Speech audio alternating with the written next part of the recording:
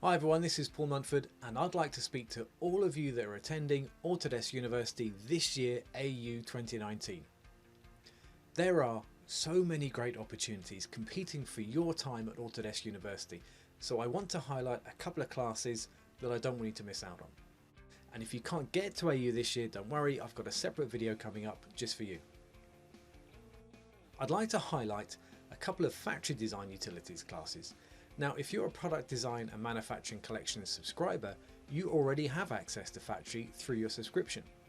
And if you aren't making use of your factory design entitlement, AU is a great place to kick the tires and try it out.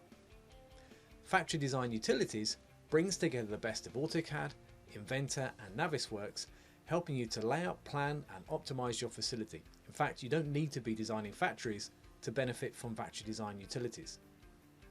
To find out how factory design could benefit your company, check out Applying Integrated Factory Modelling at the Automotive Startup Go Mobile AG with Matthias Bertling and Matthias Danupfel.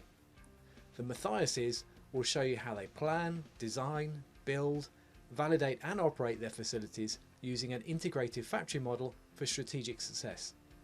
And if this inspires you to try out factory design utilities for yourself, come along to Peter de Strijker's hands-on lab, Factory Design Utilities Workflow from Zero to Hero, where you'll be guided through the steps to lay out a facility from ideation to imagery in Factory.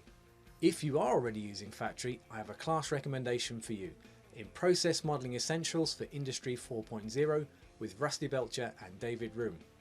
You'll find out how to identify bottlenecks in your current manufacturing process using your sensor data before using Factory Design Utilities and Pro Model Process Simulator to optimize your facility and make predictive plans for process innovation in the future. So let me know what you think of these recommendations, and if you see me at AU, make sure you come and say hi, and I hope that I'll see you at AU 2019.